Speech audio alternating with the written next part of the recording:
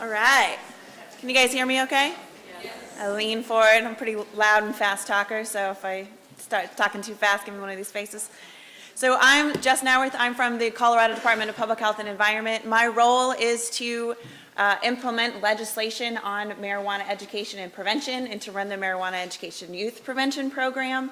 That encompasses quite a bit when we're talking about public health and what is public health's role in this world of marijuana legalization. So today we're going to talk a little bit about what it looks like in Colorado, what we know about the health effects, some landscape of what it's looking like in our state, including some data, and then get down to what can we do as individuals, as communities, and as schools, and as youth-serving professionals, and parents and other youth-serving individuals. What can we do specifically? So, some landscape pieces here. This is what it looks like in Colorado. It's probably going to be very similar here in Massachusetts. It is a amalgam of state agencies that are working on legalization in Colorado. So all of these are acronyms because we're a government. We love our acronyms. I am down in the bottom right corner, CDPHE. We do surveillance and data, some education, which is my job, food safety, laboratory testing, and also consultation. We work in partnership with our regulatory agency, as here is the Cannabis Control Commission. Very similar roles of what are you regulating, licensing, and then part of the Marijuana Enforcement Division. We also work with the Department of Education, funding school health professional grants through marijuana tax cash dollars, because we know that public health and education in partnership is a strategy, but we can't just look at marijuana in a vacuum. This doesn't happen in a bubble. That school health professionals do play a role in making sure that young people have access to trained professionals to have conversations about their mental health, about other substance use, about bullying, about things that are pertinent to their lives now, some that are protective factors and some that are risk factors that can lead to substance use problems later. We also fund youth-serving organizations through the Department of Human Services because nonprofits and other youth-serving organizations in the state are a powerful protective factor in the lives of young people. Having a connection to a trusted adult is a powerful protective factor to prevent youth substance abuse, as well as having connections to schools. The Department of Transportation does a Drive High, Get a DUI campaign. This is a big push in our state, as will be in other states as well. It's something we're very concerned about. This is one of the biggest messages that we get pushback in Colorado, is that driving high actually makes you a safer driver. It is not true. When we ask adults and young people, they're more likely to get in the car with somebody who is high than someone who is drunk. It's both for young people and adults, it's seen as less risky behavior. So we're having conversations to change that because we know it increases your risk of having a car accident if you're using marijuana, especially if you're using marijuana and alcohol. So I just want to pause real quick. I'm using the term marijuana. I'm talking about the retail marijuana system through the regulatory environment. I would prefer to use the term cannabis. It has less terrible connotations from our history of marijuana and cannabis in the United States. But cannabis actually is a very legal distinction. We include hemp, which we did not include in our messaging in our legislation. I don't know if that's the same here. It's not the same here either. Oh, bummer. So we're going to keep moving on with marijuana. So CDPHE, which is the Health Department of Marijuana, here are roles. We do quite a few. We talk about we do the medical marijuana registry. We also do lab testing and assurance, food safety, waste disposal, and a research grants program, because as you will hear in the lead up to legalization, there is very little research out there about marijuana. There's a lot of research, but there's not a lot that says the same thing. You can Google marijuana and it's going to kill you or it's going to cure everything that ails you, right? So part of our job is to figure out where does the science stand, what does the literature say now, and then what can we do in our grants program to add to that literature base. But today we're just going to talk about these two pieces here, data and trends. So what is happening? What do we see pre- to post legalization as far as use, as far as health effects and health impacts? And then what are we doing in response to that to make sure we are mitigating any negative impacts of legalization? So what do we know about the health effects of marijuana? Before the National Institutes of Health put out a study recently, which is great. I highly recommend going to check it out if this is your area. We're not going to Google this, and we need to figure out where the state stands on what are the health effects. Created a state advisory committee made up of prevention professionals, physicians, and those involved in this work to look at all of the literature, to weight it according to how good is this study, what else is out there in the field, and come up with what are health effects that we see of marijuana use that we're looking at in Colorado. So we have this booklet. It's about 300-something pages now. You can download each chapter. If you want to just Google actually this title, you can pull it up. Or again, the National Institutes of Health has released a very similar report. This is our second report, and we also include our changes in use patterns in some of our data. So why is it important to talk about the health effects of marijuana? It's because we need to know where we stand. As was mentioned earlier, government, after 100 years of prohibition, is not a trusted source of information about marijuana. I can't imagine why.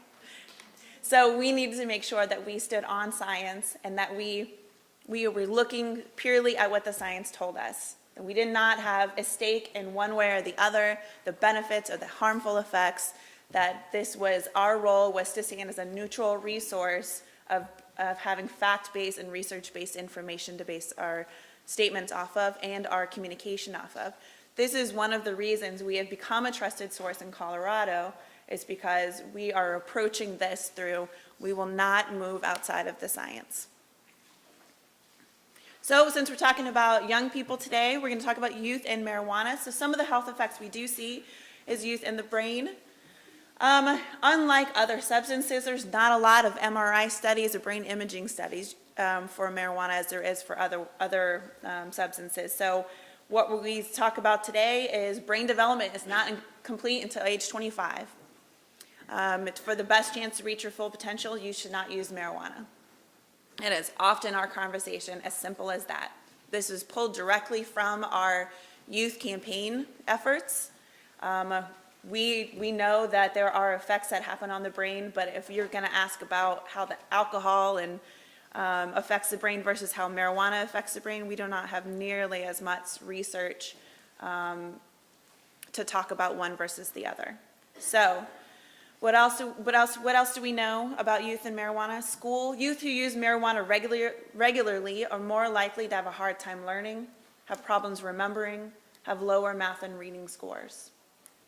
So as far as our research, we have a number of pieces out there that we have substantial, moderate, limited, and insufficient data, and mixed data.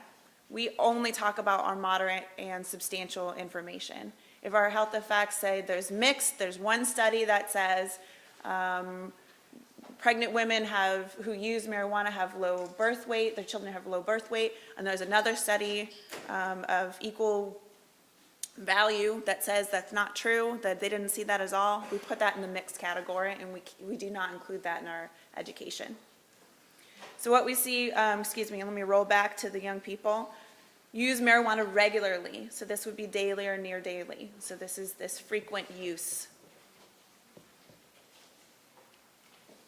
The good thing is that you quit, it mitigates these risks.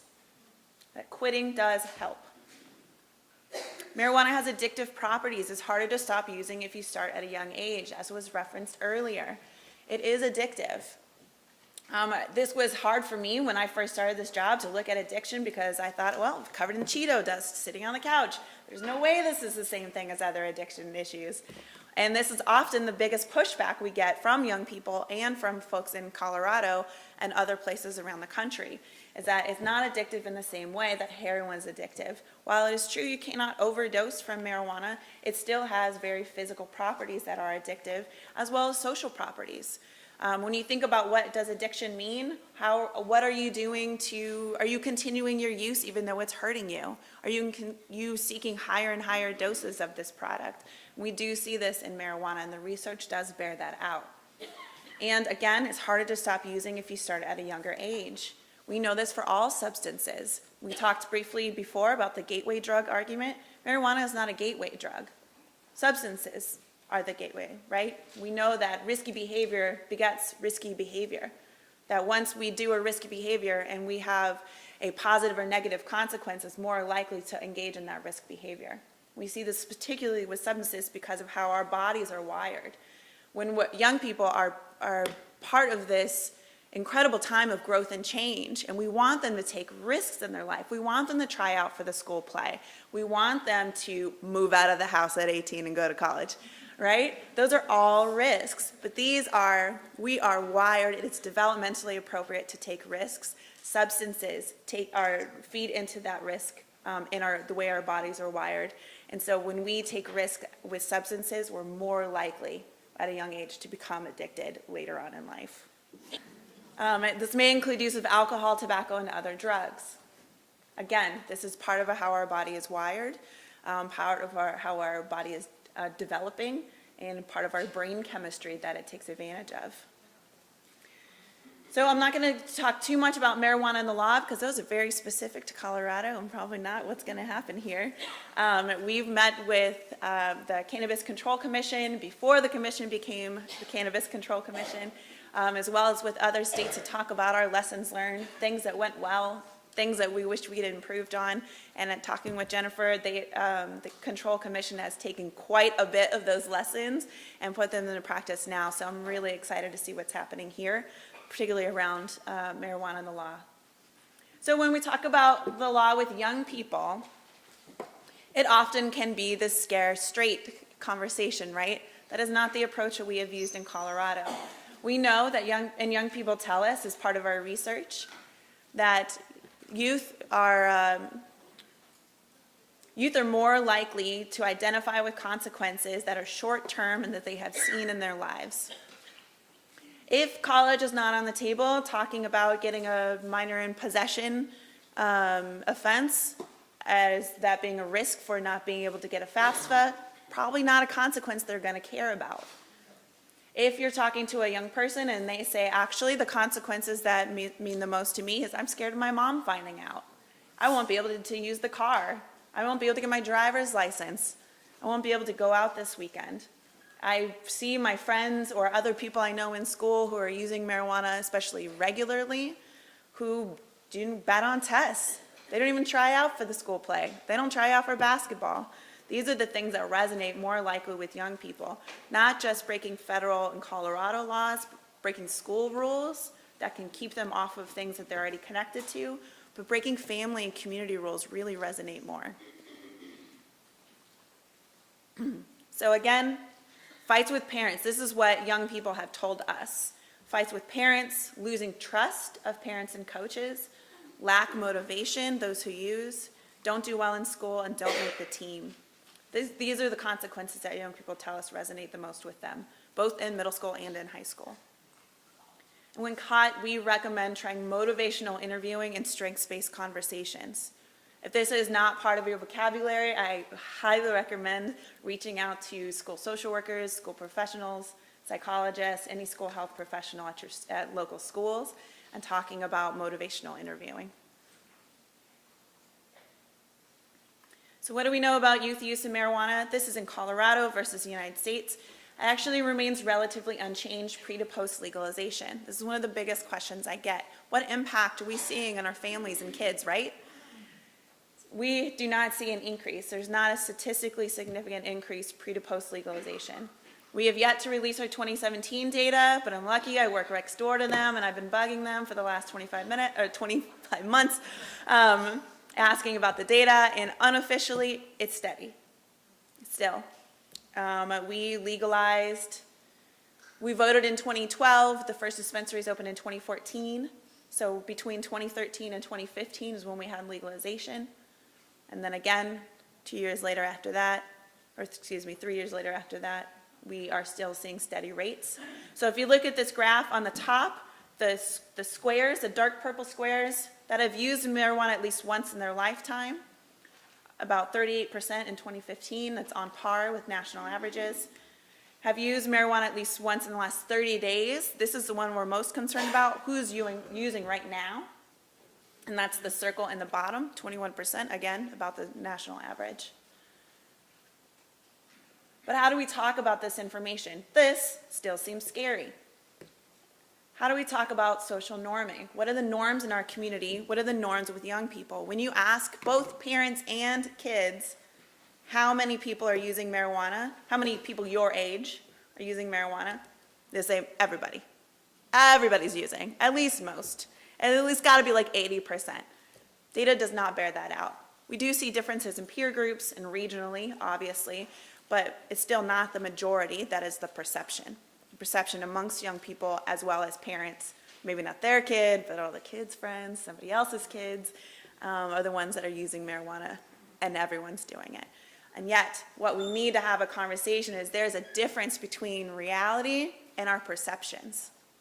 And this is part of changing that perception of what is happening with young people.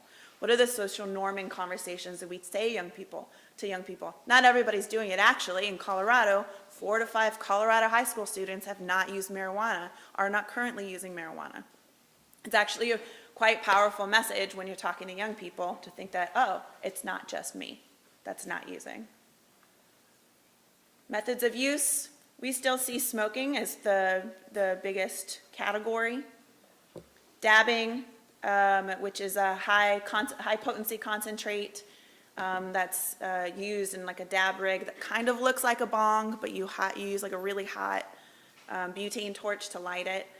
Vaping, like vape pens, and eating, so edibles or drinks.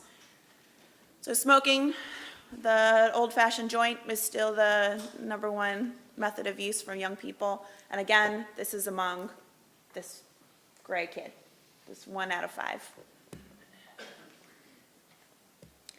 What we do, we don't see much difference in Colorado between males and females, but this is the biggest health disparity we see in all substance use as well as other risk factors, including suicidal ideation, bullying, and lack of attachment to school, is among sexual and gender orientation.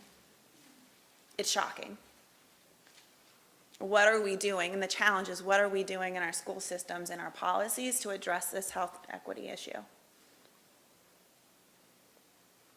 We talked about risk. Fewer students see marijuana use as risky behavior. It's a very confusing chart, and I should probably change this. But fewer students are seeing it as risky. This is, as Michael alluded to earlier, risk perception can be a precursor to increased use. We haven't seen it yet. We're not seeing it with marijuana. There's a lot of conversation about why. And again, we're not seeing in Colorado about marijuana, but it's not a healthy thing that we're still seeing this not as a risky behavior, because there are risks associated with it. I included this because we also see substance use and correlation of reporting sad feelings. Those of us that work in this field are not surprised by this information, right? Often, substance use is a result rather than a cause of something. So what are young people using substances, particularly marijuana and alcohol, to treat, to cope with? What young people tell us is stress. They are stressed out. They are stressed out, they're worried, they're anxious, they're feeling like they don't belong, they're disconnected. And how do they deal with these feelings? Are we teaching them coping mechanisms, healthy coping mechanisms? Or are young people using substances to cope with this in an unhealthy way? And what's our role in making sure that young people are having and learning coping mechanisms in this safe environment? All right. Yes, I'm doing great on time. Killing it. 30 whole minutes. All right. So let's talk about prevention education. So we put it in 3 big buckets for prevention education. Educate the public and support existing programs. As we move into marijuana is nothing new. We've all heard of it. It feels new and scary because it's now legal and moving into this different sphere and this different conversation, and yet there are so many experts in our communities, in our state government, in our local government, in our nonprofits, in our youth-serving organizations who already have this expertise to mobilize the community, to educate the community, and communications campaigns. You have experts in your world already. Lean on them to increase this conversation about marijuana and to dive deeper into this conversation about marijuana in our communities. And lean on them, and I hope that you feel that although this may seem overwhelming, actually you have quite a few people who are ready and willing to partner to address this. And there is already a network that is happening across your state and across your communities to address this work. So community mobilization, what we looked at in Colorado is we dedicated about $9 million of marijuana tax cash funds, so that's taxes paid at dispensaries, for the Communities That Care project. It is and other nationally funded coalitions. It's an evidence-based program. It's a 5-year program where we looked to communities to say, what is going on in our community? What is the data showing us? What our community's leaders see as important? What are the risk and protective factors? What are the good things that our community has going for it? How can we support that? What are the risky things that are happening in our community that we can mitigate with some policies or programs? So each community looks much different. What we know, again, looking at substance use, it doesn't happen in a vacuum, it doesn't happen in a bubble. Those environmental considerations, what's happening in our community, really have an impact on the youth substance abuse prevention and how youth are engaging in substance use. So thinking beyond, hey, let's just address this issue with the program, let's just address this issue with the program and really talk about how is our community addressing substances, how is our community addressing protective factors like a connection to school, connection to a trusted adult, and working towards those issues. Also, community education, workshops, conversations like this is what I do in my job. If you can't tell, I do a lot of talking in my world. We also have a lot of print materials and other materials that we hand out that are informed from the community. And mass reach health communication, social marketing campaigns. We're going to talk a lot about that this morning. So this is some of our communication efforts. We have the Good to Know Colorado campaign. These are pieces of it. When we launched it, we partnered with our local public health agencies to get the word out the door, as well as some materials online. And then also posted these talking to youth. We partnered with a number of other state agencies and experts in this field. Youth prevention is actually my background and my world. And we'd say, here are some talking tips for how to have a conversation with young people. Usually it's just listen. That is often what we hear from young people, is starting that conversation feels super awkward and really uncomfortable, and young people feel it too.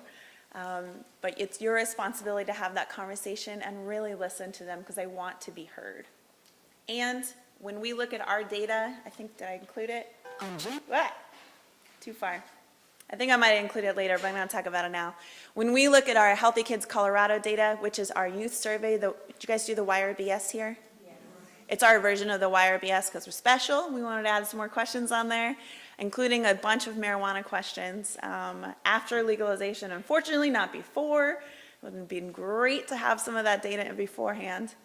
But when we looked, we added protective factor questions. So we asked young people, do you have a parent to go to? Does your parent talk to you about substance use? Does your parent talk to you about marijuana, their feelings about you using? Do you have a trusted adult that you can ask for help? Do you feel like your teacher cares and encourages you? And when we look at that crossed with the marijuana data, we see that young people who told us they had teachers who cared and encouraged them, not even talked about substances, just cared and encouraged them, were 2 times less likely to use marijuana. Parents who had conversations with their kids that said, hey, whatever my use is my use. My idea about you using, not okay. These are our family rules. 4 times less likely to use marijuana. So we talk about these, just having those conversations can be really powerful and encouraging balance, promoting responsibility, and sticking to your word. There's also evidence in research-based curricula. These have been, the Washington State Institute of Public Policy has put together a fantastic list of curricula for marijuana-specific prevention and treatment. These are all broader substance use prevention, but have found to have evidence and outcomes for marijuana. And if you just Google WISP, WISP and marijuana, you can find this link. And we also have it linked on our website as well. On January 1st, 2014. We do nothing about the sound. We tried with the sound. This is as good as it's going to be. Every time you really. So I'm going to show you a video about our education and prevention campaign. It's called Good to Know. Sorry, it's a little fuzzy too, but okay, here we go. On January 1st, 2014, Colorado became the first state in the nation to sell retail marijuana, making us the first state to develop public education campaigns about safe, legal, and responsible use. It was a first-of-its-kind challenge, so we developed a first-of-its-kind approach, one made up of 5 unique research-tested campaigns, working to break down taboos around a controversial topic and provide clear, concise information in relevant, attention-worthy ways. From a public education campaign that informs Colorado residents and tourists of the who, what, when, and where of Colorado's new retail marijuana landscape, to campaigns that satisfy the educational needs of specific audiences, such as pregnant and breastfeeding women and Colorado's Latino population, to a 2-pronged youth prevention effort featuring complementary campaigns that speak directly to our youth audience, as well as to the adults who they trust. We are successfully educating an entire state and encouraging the adoption of safe, legal, and responsible retail marijuana practices by using messages that are tested and known to be effective with each audience. And it's made a difference. We've achieved nearly 344 million impressions across all campaigns since we started.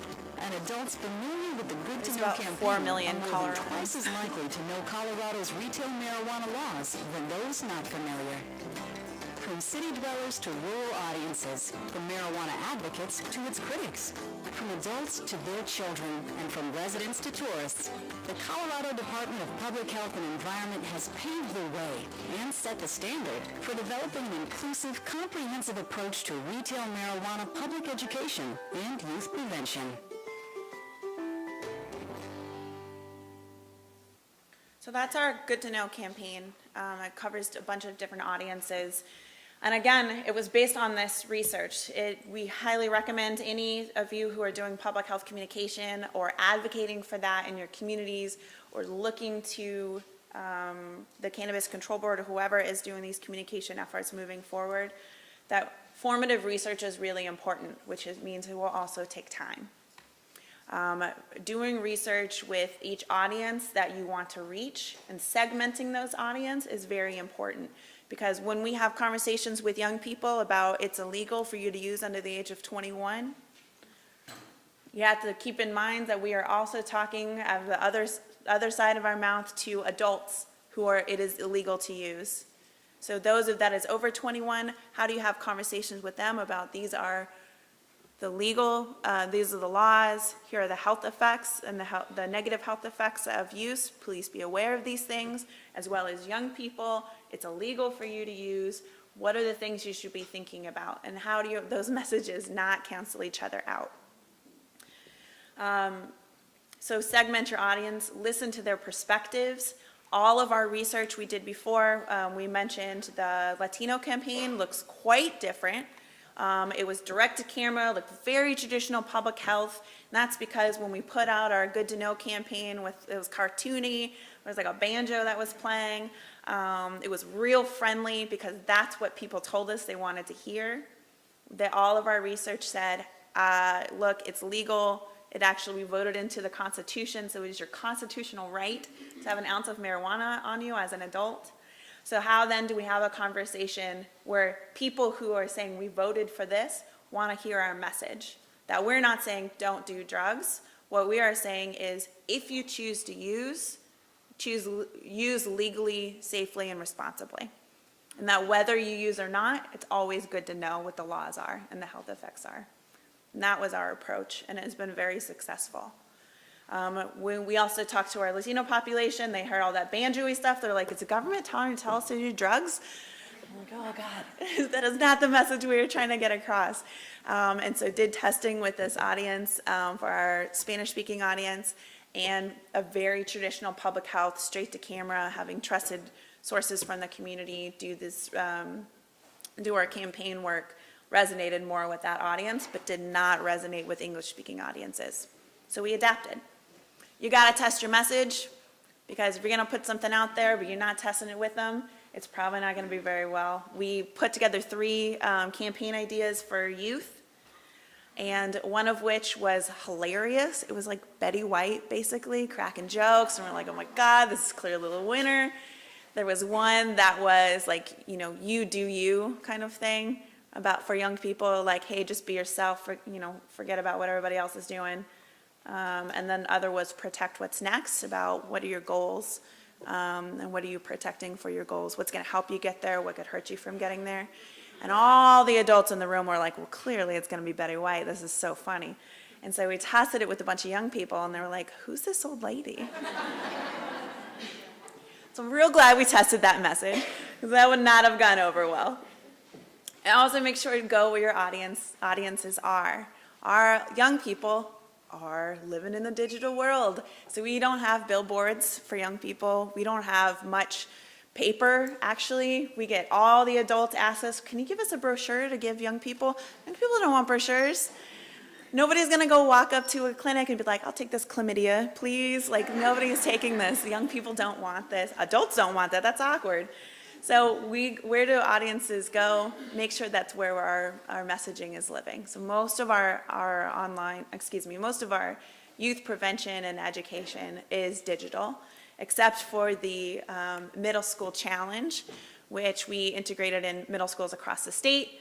We also did it on, tag it on Instagram, or on your school social, and it's a competition across middle schools to talk about their goals, because our Protect What's Next campaign is the one that won.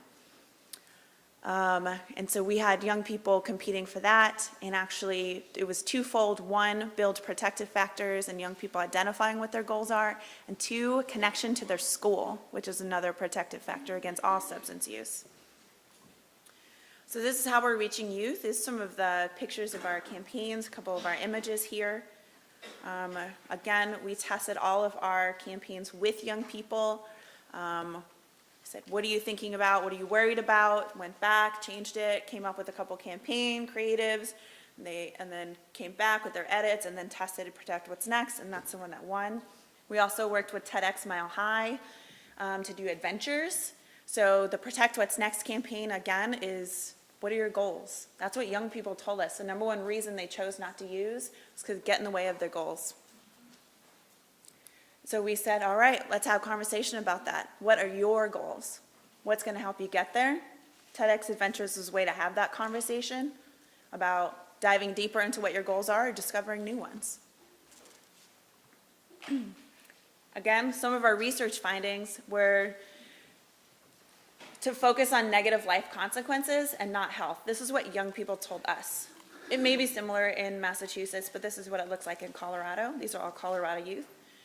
They actually said what they didn't want to hear from the public health department was our may be associated with all of our health statements. There's no causality. There is no tobacco smoke leads to lung cancer, right? There's no conversation like that. We have marijuana use is strongly associated with decreased math and reading scores. They didn't want to hear that. They actually said propaganda, direct quote. They didn't want to hear that from public health. They did trust that information from you, though. They trusted that to hear health consequences or go to an official site for health consequences, to have a conversation with parents, coaches, teachers, social workers. They expected to have this conversation with you. They don't want to hear it from us. So we decided to focus on life consequences and tell stories. And this on the don't be preachy, don't use scare tactics. We know from research that scare tactics do not work. And young people told us specifically, please stop with a reefer madness. And stop saying reefer. And then this is one of the reasons they told us they do use. For stress relief, again, we mentioned this before. For stress relief, because their older siblings are doing it, because there's easy access, or some of the other reasons. There you go. Less dangerous than alcohol. That was a perception, that it's less dangerous than alcohol, which, given the state of the research, might actually be true. But that's not a statement that we know. Our conversation, if you live in the world of marijuana versus alcohol versus opioids versus prescription pills, you are never going to win. The conversation is not versus. The conversation is, what is a healthy choice for you? What are the health risks that you're willing to take? What are the goals that you want for your life, and what's going to help you get there, right? What are the health consequences of those decisions? This is one of our campaigns for young people. We did this one as a YouTube pre-roll.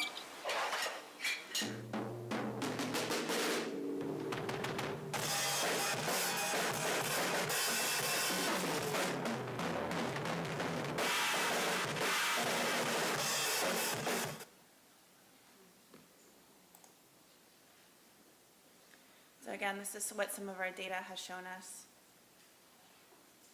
Parents' opinion is really powerful.